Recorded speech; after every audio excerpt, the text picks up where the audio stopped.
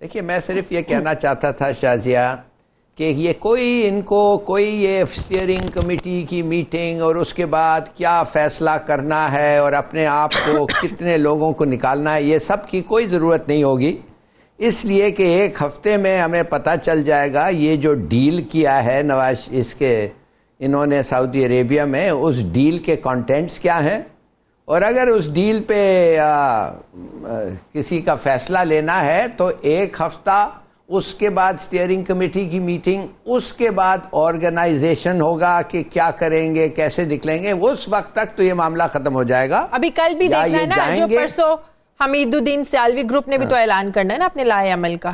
وہ نہیں، میں تو کہہ رہا ہوں نا، میں نے پہلے بھی کہا آپ سے کہ that is the real threat. میں کہہ رہا ہوں یہ سب ختم ہو جائے گا جب تک یہ ریئلائز ہوگا ان لوگوں کا یہ چھٹی ہو جائے گی یا وہ ڈٹ کے ادھر ہی رہیں گے، دونوں میں سے ایک۔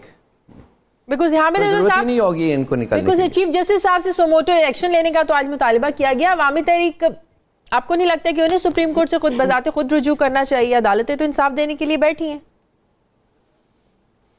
نہیں، میں یہ سمجھتا ہوں، میرا خیال ہے کہ بینگ لا اسٹوڈنٹ، دیکھیں آپ کو پہلے ہائی کورٹ کا فیصلہ باقاعدہ طور پہ چاہیے، اس کے بعد آپ اپیل کے اندر سپریم کورٹ کے اندر جاتے ہیں۔ اگر آپ ڈائریکٹلی سپریم کورٹ کے اندر بھی چلے جائیں گے تو وہاں پر قوی احتمال یہی ہے کہ سپریم کورٹ ڈائریکشن دے دے گی کہ آپ کنسرن جو کورٹ ہے وہاں سے اپنی ججمنٹ لے کے تو اس کے بعد واپس آئیں۔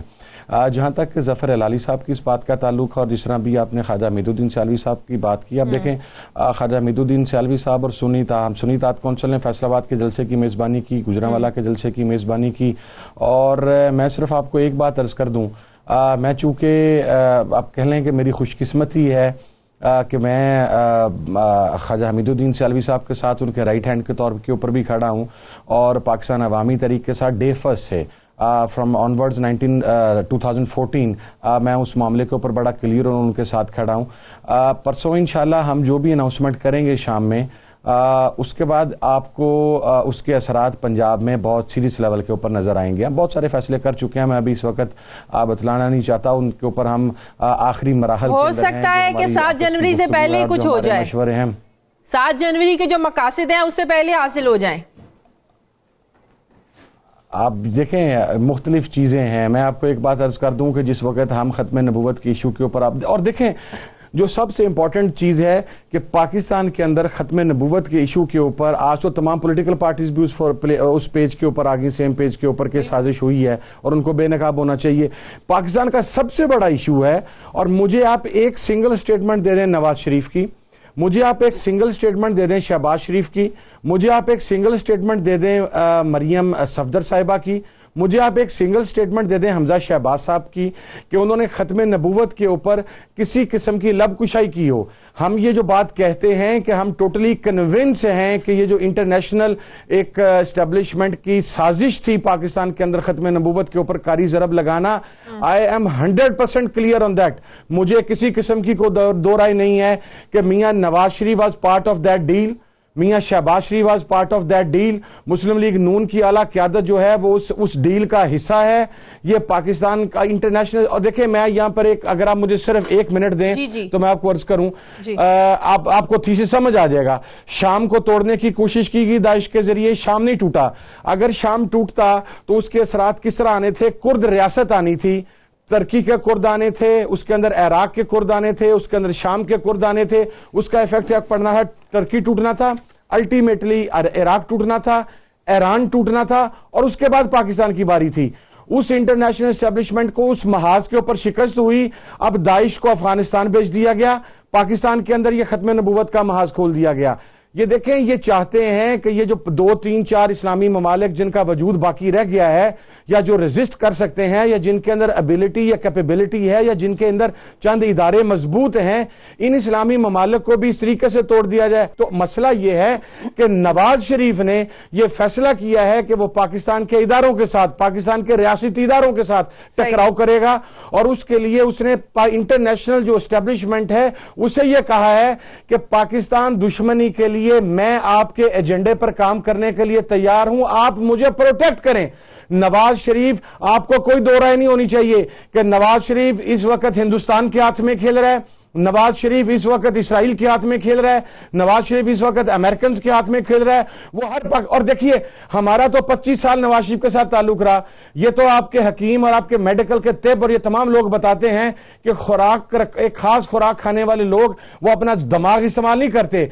नवाज शरीफ साहब ने जो इस मर्तबा स्ट्रेटेजी इख्तियार की है, ये इससे पहले इनकी पिछली 30 साल पॉलिटिकल कैरियर में आपको नजर नहीं आएगी। ये तो हमेशा लेट जाते थे, अभी देखें बाय ईच पासिंग डे उनका रवैया मजीद रिजिड होता जा रहा है। इसके पीछे बनिए की सोच है, इसके पीछे बनिए की सोच है, जिस स्मार्ट तरीके से वो अपने कार्ड्स प्ले कर रहे हैं।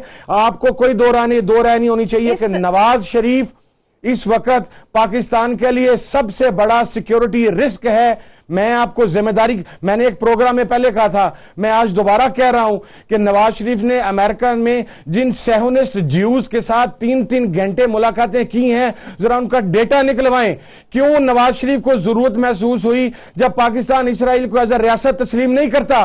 क्यों नवाज शरीफ को यह जरूरत महसूस हुई कि नवाज शरीफ सेहुनिस्ट यहूदियों के साथ 3.5 घंटे की मुलाकातें करे? आप कहें तो मैं उसका एविडेंस देने के लिए तैयार हूं। लेकिन ट्रंप का जो इक़दाम नहीं जानता, पाकिस्तान ने मुखालिफत की। ट्रंप का जो मुझे मौका दे। जी नफीसा शाह साहिबा, जी बोलिए। मुझे मौका दे। पहले तो मैं अपने ऑनरेबल जो पैनलिस्ट हैं हामिद रजा उनसे इस बात पर तो मुत्तफिक हूँ, हाफिज रजा साहब से इस बात से तो मुत्तफिक हूँ कि नवाज शरीफ खुद गर्ज है, अपने मफाद के लिए यकीनन मुल्क में काफ़ी नुकसान, डिस्टेबलाइजेशन वगैरह उसने किया है, इदारों के साथ टकराव। लेकिन आप बेशक इंडियंस की बात करें, यकीनन इंडियंस हमारे दुश्मन हैं, लेकिन हिंदू इस मुल्क में पाए जाते हैं। हमारा मुल्क जो है उसमें माइनॉरिटीज़ को भी वही हुकूक हैं जो मेजॉरिटी को है। इसी तरीके से जूस को आप बेशक ज़ायनिज़्म, इज़राइल का फ़लसफ़ा is linked with ज़ायनिज़्म not Judaism, इसमें फ़र्क करें प्लीज़।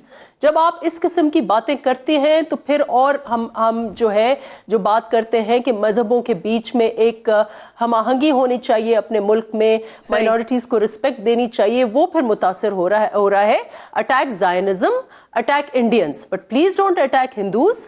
आप बनिए की बात ना करें, and please don't attack juice. ठीक है, आखिरी सवाल। आज एपीसी में इरशाद साहब कहा गया कि तमाम सूबाई असम्बली और सैनेट से एपीसी मुतालबा करती है कि इस पर तमाम जो है करारदाद मंजूर करवाई जाए। पंजाब से भी नहीं आपका ख्याल नहीं हो सकती, सबको पता नून लीग बैठी है, कौमी असम्बली में लोग बैठे हैं, बलूचिस्तान में ये और इनके इत्तेहादी बैठे हैं, और केपीके में इनके इत्तेहादी भी मौजूद है। सिंध असम्बली से हो सकती है आसानी से, और केपीके से या सैनेट से भी? सैनेट से भी हो सकती है, सिंध से भी हो सकती है, और आज़ाद कश्मीर से भी हो सकती है, केपीके भी से। देखिए ये अलामती चीज़ होगी, ये होगा कि 2 सूबे और एक आज़ाद रियासत जम्मू कश्मीर जो है उसके अवाम की जो नुमाइंदा असम्बलियाँ हैं वो क्या कह रही हैं, एक अलामती बात होगी, लेकिन उसका एक इम्पेक्ट होगा।